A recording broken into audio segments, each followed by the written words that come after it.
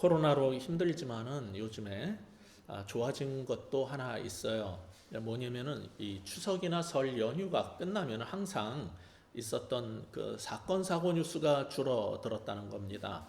명절이 지나면은 제일 많이 나오는 뉴스가 뭐가 있냐면은 그 가족 간의 불화와 다툼으로 생겼던 문제들이에요. 근데 그런 것들은 제사 상 차리는 거, 며느리와 시댁 사이의 갈등, 그로 말미암아 야기된 그 전에 없었던 새로운 부부 싸움, 그에 이은 이혼율 증가, 뭐 이런 것들이 계속 연속되는 것들입니다. 근데 그거보다 더 심각한 게 뭐냐면은 형제 자매 간의 다툼인데, 그게 어떨 때 명절에서 생기는 거냐면은 뭐 오래간만에 모여가지고 고스톱을 하다가 이렇게 형제 자매 간의 갈등이 생기는 일은 별로 없어요. 근데 제일 큰 게 뭐냐면은 유산 문제 때문에 오래간만에 모였을 때 나오는 얘기가 이제 돈 문제거든요. 유산 문제인데 그것 때문에 가족 간에 칼부림이 나기도 하고요. 몇 년 전에는 사냥총을 갖고 찾아와가지고 경찰서에서 쏴버렸어요, 가족을. 이런 게 그 추석이나 설 명절 지나면 뉴스에 종종 나오는 건데 금년에 없습니다. 왜? 못 모여서. 그런 걸 볼 때마다 제가 어떤 생각이 드냐면은 돈과 유산이 형제 자매보다 가족애보다 그렇게 중요한 것인가 하는 생각이 들어요. 오늘 본문도 보면은 동생이 예수님께 나와가지고 형과의 유산 분쟁을 좀 조정해 달라고 요청하는 게 나옵니다. 13절 다시 읽어보겠습니다. 시작. 무리 중에 한 사람이 이르되 선생님, 내 형을 명하여 유산을 나와 나누게 하소서 하니, 당시 사람들은 유산 문제와 형제 자매와의 갈등도 전부 랍비한테 가지고 나왔어요. 오늘날 목사님에게 그 문제를 다 갖고 나오지는 않잖아요. 심각한 문제 아니면은. 근데 그 당시엔 그것을 랍비한테 갖고 와서 분쟁 해결을 요청합니다. 이유는 인생의 삶의 모든 최종 기준이 되는 토라에 유산 관련법이 나오기 때문입니다. 민수기 27장, 36장, 신명기 21장에 유산 관련법이 토라에 나와요. 그래서 랍비한테 가져와서 그 해석에 따라서 지금 이것은 어떻게 적용돼야 되는지 그 갈등 조정을 신청을 하는 거예요. 근데 오늘날 기독교인들 가운데 그런 것까지 가지고 나온 목사 정말 힘든데 다행히 안 가지고 나와요.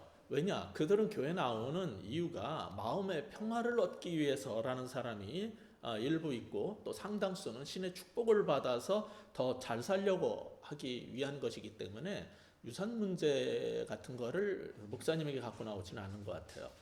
근데 일단 문제가 생기면은 하나님께서 자기 편을 들어주셔서 내가 원하는 방식대로 일들이 다 잘 처리되기를 바랍니다. 특히 약자는 어떤 힘과 권위를 가진 사람에게 호소를 할 때 그것은 내 편이 되어 주기를 바라는 마음 때문에 가지고 나오는 거예요. 지금 읽었던 13절에 이 사람도 그런 마음으로 주님께 나와서 유산 분쟁 처리를 부탁했을 겁니다. 그런데 예수님의 대답은 그가 원했던 것하고 좀 달랐어요. 주님은 뭐라고 대답을 하셨어요? 14절 같이 읽겠습니다. 시작. 이르시되 이 사람아, 누가 나를 너의 재판장이나 물건 나누는 자로 세웠느냐 하시고, 예수님은 형이든 동생이든 누구 편을 들어서 유산을 각자가 원하는 대로 더 받게 해주시려고 온 분이 아니라는 거예요.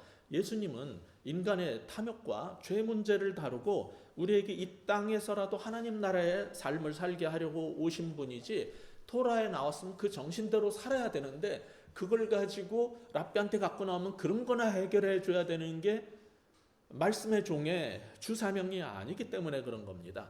그러나 우리는 여전히 신앙의 이름으로 우리의 탐욕을 위해서 주님을 이용하고 싶어 합니다. 많은 사람들이 그렇게 금식하고 기도하고 새벽이고 철야고 그렇게 열심히 나와서 기도하는 이유는 하나님의 이름으로 내가 원하는 거를 얻고 싶어서예요. 빨리 안 되니까 이거 해달라고 그러는 거 아닙니까? 우리의 탐욕을 위해서 하나님을 이용하고 싶은 거예요. 그런 사람들에게 조금 전에 읽었던 14절 말씀은 충격이고, 하나님이 우리한테 귀에 소리가 들리듯이 쟁쟁하게 이 사람아, 누가 나를 너희의 재판장이나 지인이 요정으로 삼았느냐 원하는 거 해주는 사람이냐 해가 이렇게 하시면 얼마나 섭섭하겠어요. 그런데 우리가 이 말씀을 통해서 분명히 알아야 될 게 있어요. 14절을 통해서 우리에게 주께서 주시고자 하는 첫 번째 교훈이 뭐겠습니까? 첫째, 우리의 탐욕을 위해 하나님을 이용하지 말라는 거예요. 성경은 이걸 통해서 분명히 가르쳐요. 토라에 나오기 때문에 그거를 하나님께 의뢰해야 되는 게 아니라 우리의 탐욕을 위해서 하나님을 이용하지 말라는 겁니다. 주님은 형제간 유산 조정자의 역할보다 더 중요한 문제, 더 근원적인 문제를 다루십니다. 그게 15절이에요. 우리 15절 다시 읽어보겠습니다. 시작. 그들에게 이르시되 삼가 모든 탐심을 물리치라. 사람의 생명이 그 소유에 넉넉한 데 있지 아니하니라 하시고, 그건 뭘 다루기 원하셨다는 말씀입니까? 소유와 탐욕에 대한 문제를 다루시겠다는 거예요. 돈을 나누는 유산 분쟁 때 원하는 대로 돈을 더 얻게 해주기 위해서 오신 게 아니라 그런 요청을 하게 된 너희의 탐욕에 대해서, 소유의 문제에 대해서 다루고 싶다는 거예요. 사실 소유는, 이 소유에 대한 인간의 갈망은 우리의 인간의 자유에 대한 의지만큼 강한 겁니다. 프랑스 혁명은 네 가지 모토가 있죠. 세 가지: 자유, 혁명, 박애. 지금 그렇게 세 가지로 알려져 있어요. 자유, 평등, 박애. 이게 모토라고 우리가 알고 있지만 사실 1789년에 인권 선언에 이은 1793년 프랑스 헌법에는 박애라는 말은 안 나옵니다. 그 대신 네 가지가 나오는데 인간의 기본권, 자유, 평등, 안전, 그 다음이 소유예요. 재산에 대한 소유권, 프로퍼티에 대한 것을 기본권으로 정하고 있어요. 2년 후 1795년, 1799년 선언문에도 소유권이 계속 강조돼요. 모든 사람은 자신의 재산, 소득, 노동과 근면한 삶에 대한 대가를 누리고 소유할 수 있어야 되는 거예요. 그것이 인간의 기본권이에요. 생활하는데 필요한 것을 갖는 소유권은 너무나 중요한 것입니다. 그렇다고 더 많이 가지면 더 행복해질 수 있을까요? 궁핍한 삶을 살던 사람은 더 많이 갖게 되면 더 행복해질 거라고 추정을 하는 겁니다. 그런데 그렇지 않습니다. 그건 우리 인간의, 갖지 못한 인간의 기대일 뿐이에요. 없을 때는 힘들어요, 사실. 고통스럽습니다. 그럴 때 궁핍을 메울 수 있는 기본적 소유가 채워지면 인간은 행복해집니다. 그런데 그 한계 효용 지점을 넘어서서 더 많이 가지면 더 많이 행복해지느냐? 그렇지 않아요. 소유의 효용은 떨어지고 그때부터 오히려 문제가 더 발생하기 시작합니다. 이건 사실 누구나 잘 아는 일반적인 원리예요. 배고픈 고통을 가질 때 우리가 너무 배고파서 너무 힘들어요. 그때 어느 정도 먹을 게 주어지면 만족스럽고 행복해집니다. 그런데 식탐으로 그 선을 넘어서 지나치게 먹으면 어떻습니까? 이번 추석 때 혹시 그런 분들 계셔요? 너무 먹어가지고 배가 더부룩해지고 불편하다가 결국엔 배탈이 나고 화장실을 계속 들랑달랑 하다가 만약에 설사까지 하게 되면은 온몸에 힘이 다 쫙 빠지고 그때야 후회를 해요. 왜 이렇게 미련하게 먹었지? 이게 우리가 명절 때마다 겪는 일일 수 있어요. 그래서 조금 산다는 사람들은 어느 정도 배가 차면은 절제할 줄 알아요.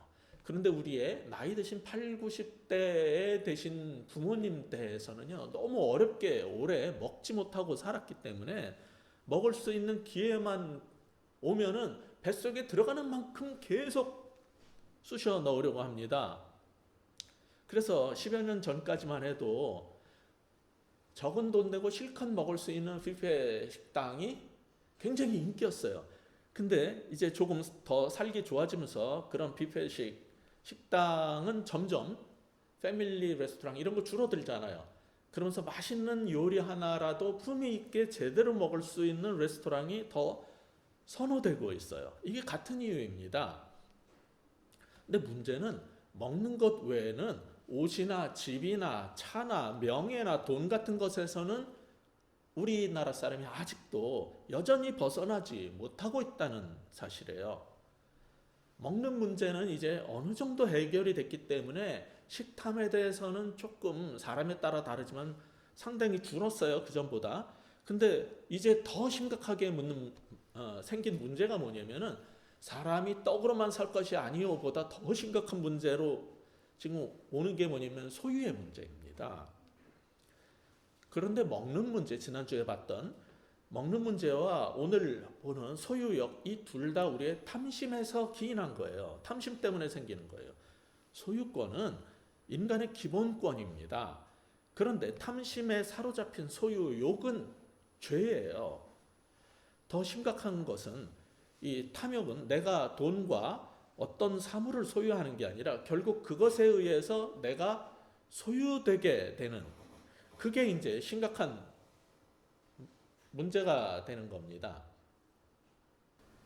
자, 소유권은 기본적 권리지만은 탐심에 사로잡힌 그러한 소유욕은 이제 죄가 되는 거예요.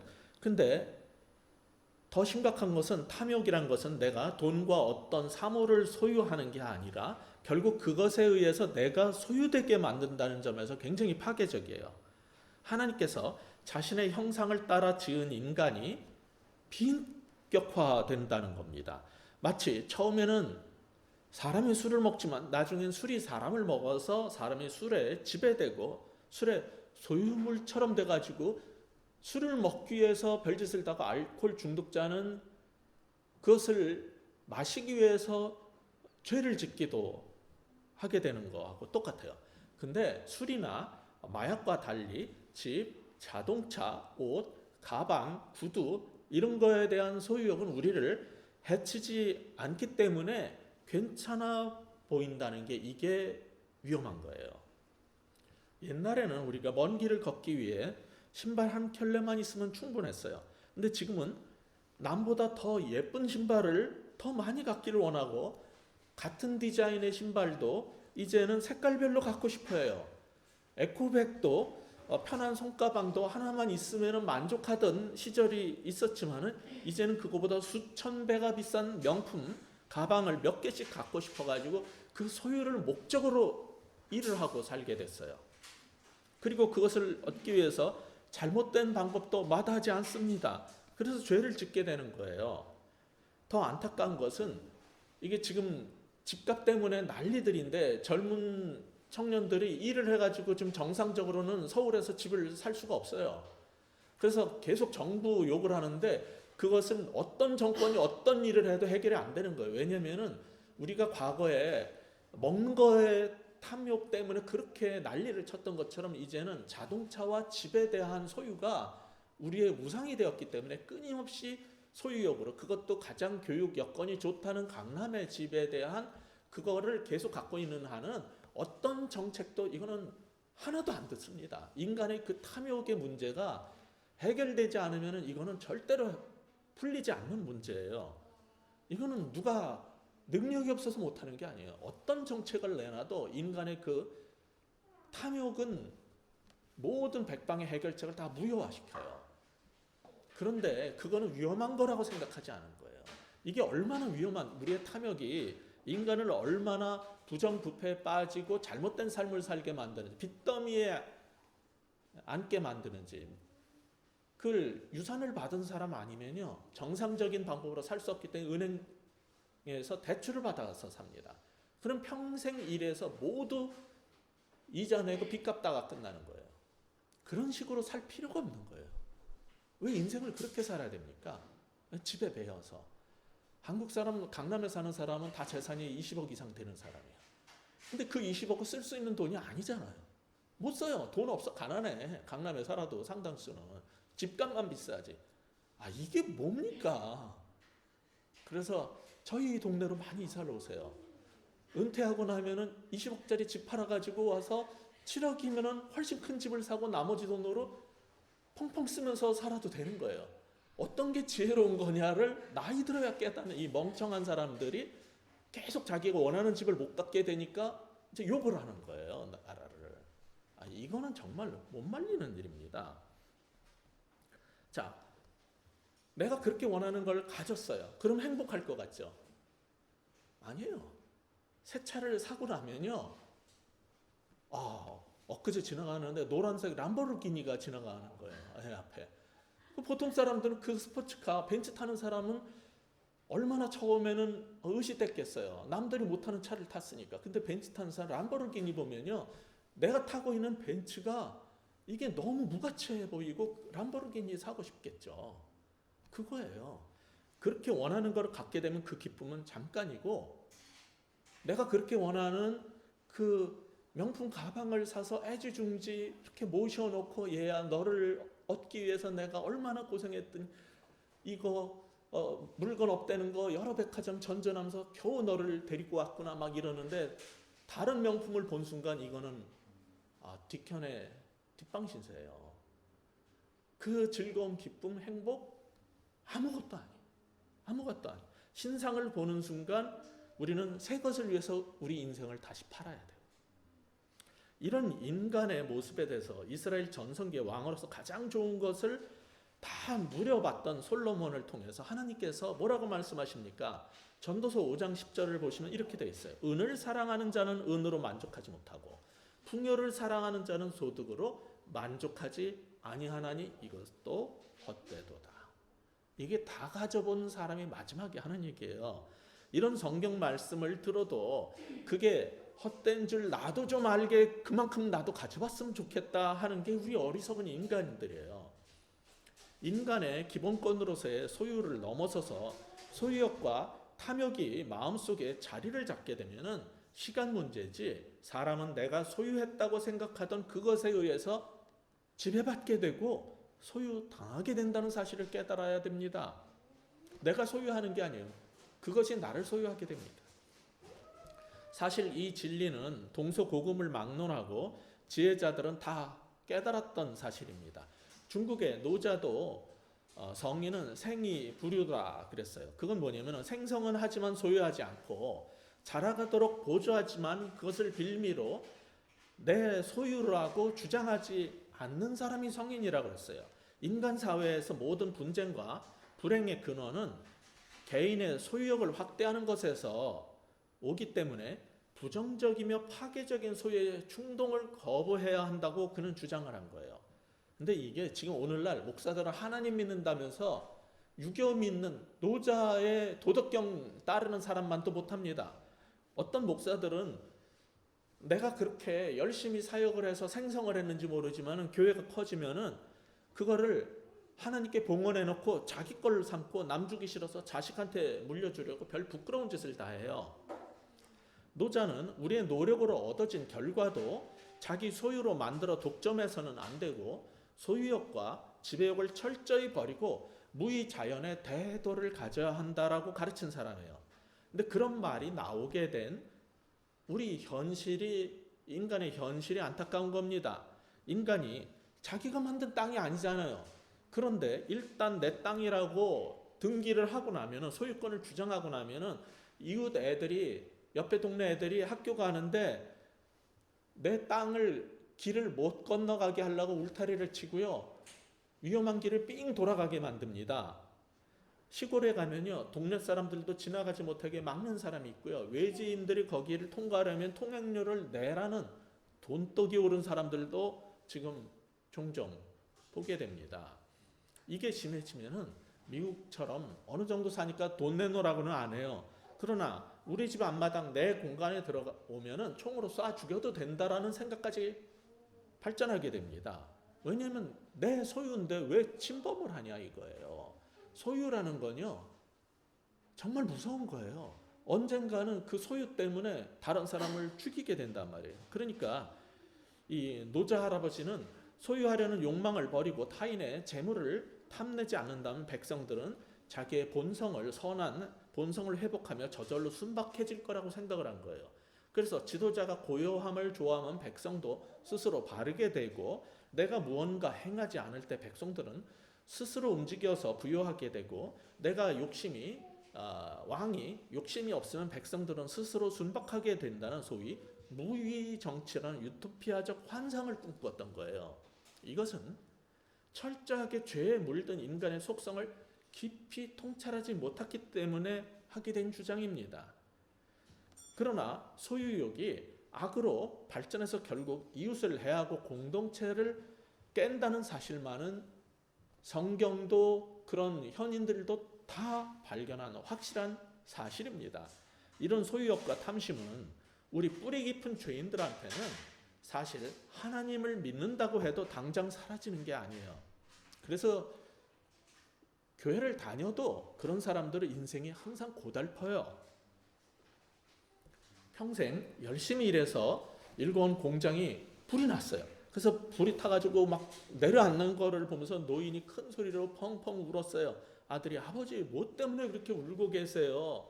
라고 물었더니 내가 평생 일궈온 이 공장인데 그러면서 막 우시는 거예요. 통곡하면서. 그래서 아들이 아버지 그 공장 나흘 전에 팔았다는 거 잊어버리셨어요?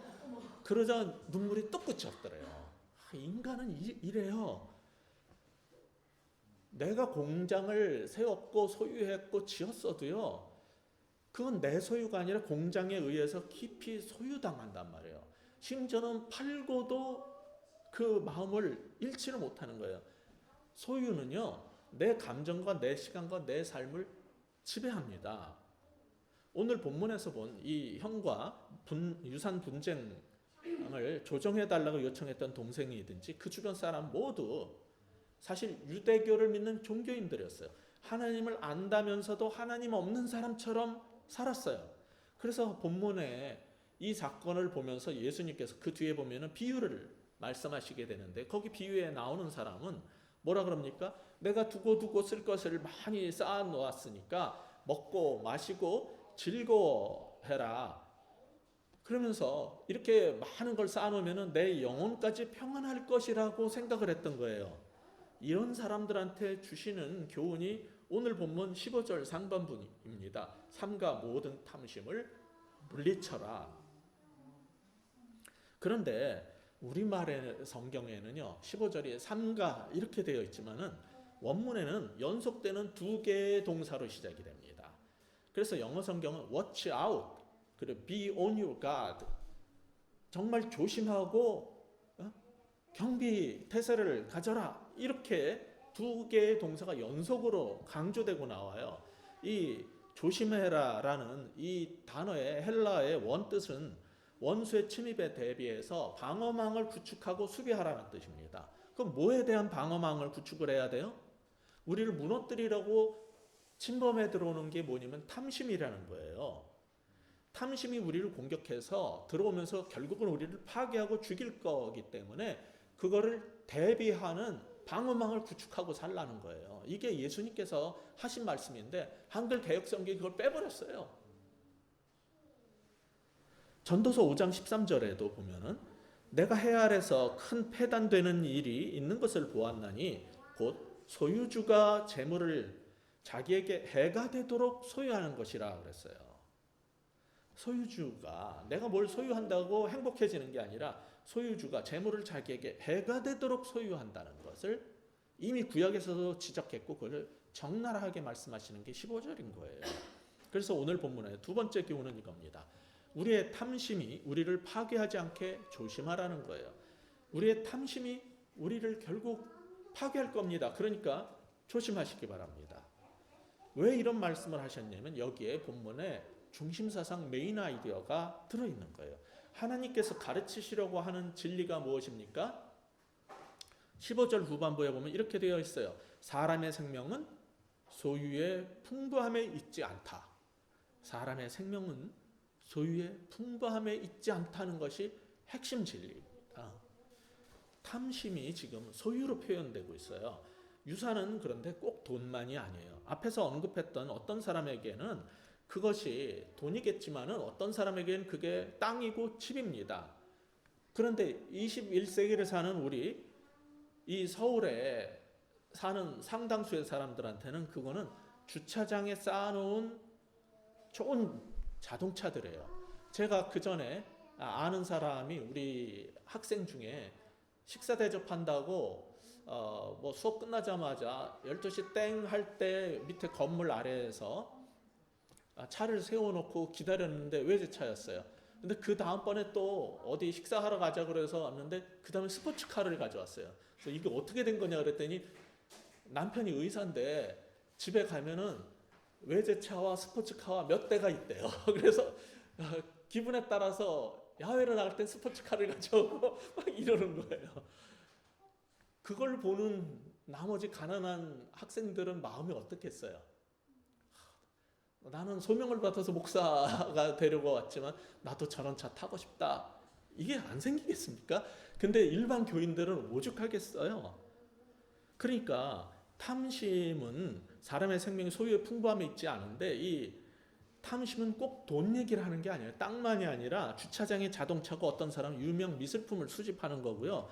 어떤 사람은 그냥 소박하게 그러나 커피잔 하나에 30만 원짜리 그러한 식기 이런 거 모으는 게 꿈인 사람도 있어요. 몰라서 그렇지. 그거 다 부엌에 있는 거 합치면요 몇 천만 원 계속 사들인다고요. 어떤 사람은 그렇게 가구 사는 거, 또 어떤 사람 미술품 수집, 어떤 사람은 쉬지 않고 멋진 남자나 여자를 수집하는 사람이 있어요. 자기 부인이나 남편이 있는데도 괜찮아 보이는 사람은 어떻게든지 가진 돈과 권력으로 내 거로 만들려고 하는 사람도 있어요. 지금 상당히 많아요. 예, 강남에. 그리고 어떤 사람에게는 그게 자식이에요. 그래서 불임인 사람이 아이를 가지려고 몸부림치는 것도 있지만은 또 어떻게든지 아이가 하나고 둘이고 셋이고 생기면은 그 아이를 떠나보내지 못하고 내 품에 꼭 껴안고 있으려는 것 똑같아요. 소유욕.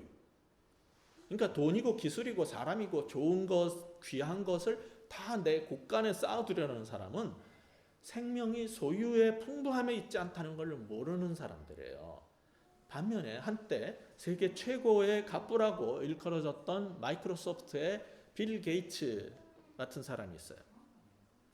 이 빌 게이츠는 지금 은퇴하고 난 다음에 엄청나게 벌어들인 그 돈을 자식한테 물려주려고 한 게 아니라 게이츠 재단을 만들어 가지고 자선 구호 단체를 만들어서 힘든 사람들에게 어떻게 해야지 효과적으로 쓸 수 있을까에 몰두하고 있어요. 그중 하나가 그 빌 게이츠 재단이 후원하는 것 중에 하나가 코로나로 힘든 시대를 사는 사람들 가운데 가난한 나라, 돈 없는 나라에 사는 사람들은 백신이 없어서 너무나 많은 사람이 죽어갈 것을 예견하고 가비라는 기관을 통해서 백신을 저렴하게 공급하기 위해서 막대한 돈을 지금 후원하고 있어요. 반대로 트럼프 같은 사람이나 일부 제약회사는 지금 이 코로나 사태가 호기라고 해서 백신을 통해서 세계 시장을 선점해서 부를 키우기 위해서 정말 밤을 새우고 있어요.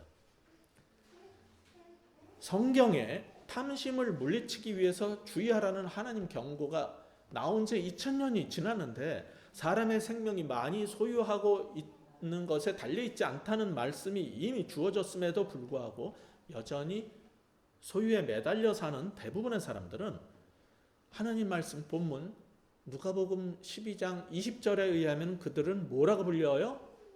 바보, 머저리, 멍청이, 어리석은 자라는 거예요. 하나님은. 그들은 소유를 많이 갖기 위해서 18절처럼 더 곳간을 더 크게 짓고 거기에 더 많이 쌓아두려고 끊임없이 몸부림칩니다. 잠깐 살다 갈 인생을 그렇게 허비하는 게 바보 아니면 뭡니까?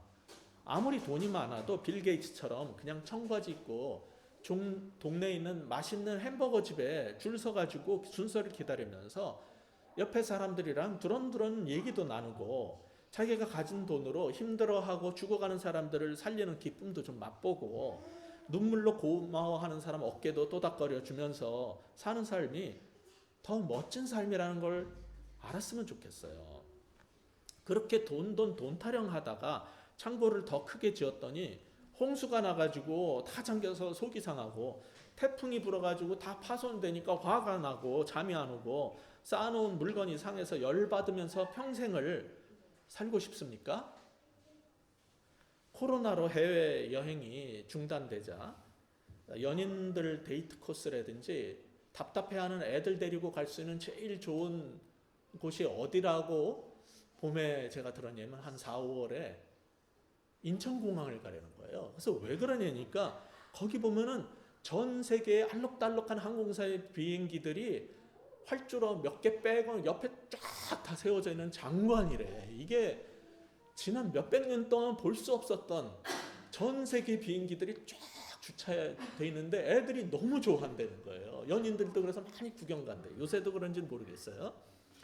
제가 이제 11월 초에 그 둘째 아이 결혼식 때문에 공항을 가야 되는데 제가 보고 알려드릴게요. 지금도 그런지.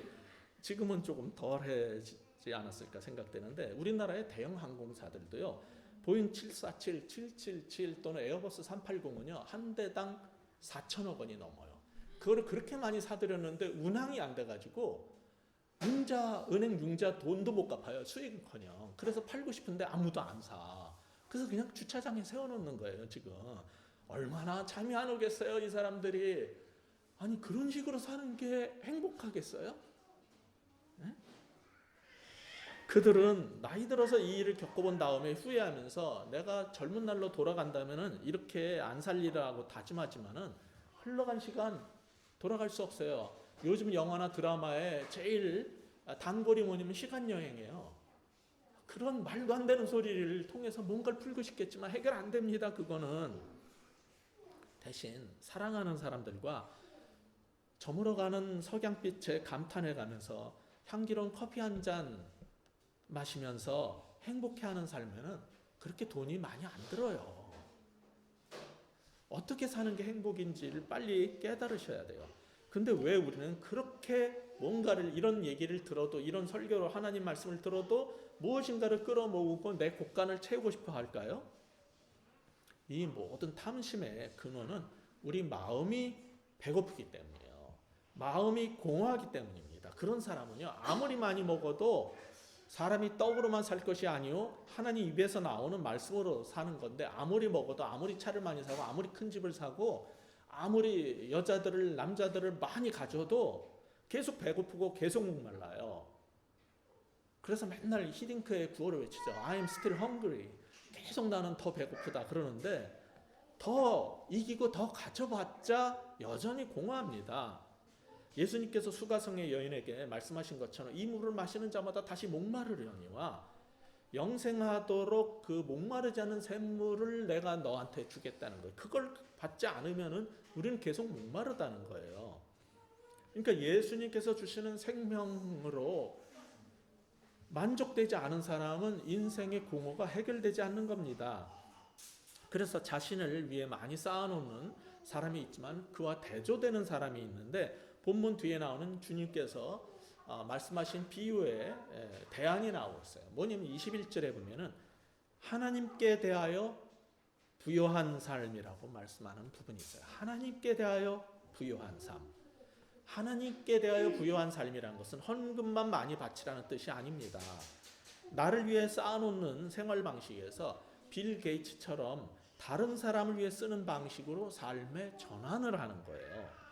그러니까 우리나라가 조금 잘 살게 됐지만 이건희, 이재용 같은 이런 재벌 가운데 빌 게이츠 같은 사람이 더 나와야지 우리나라가 선진국인 거예요.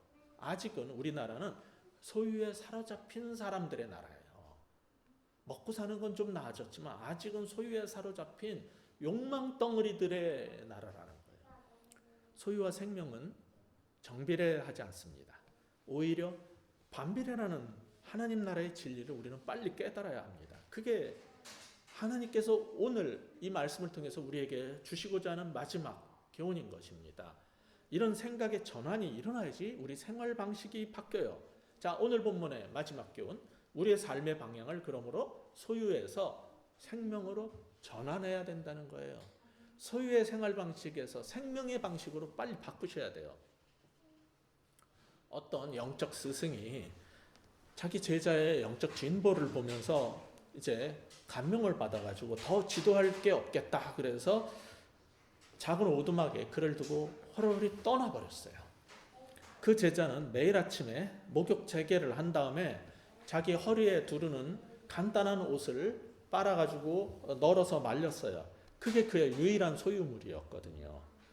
근데 하루는 쥐들이 그 옷을 갈기갈기 찢어놓은 걸 보고 어이가 없었어요.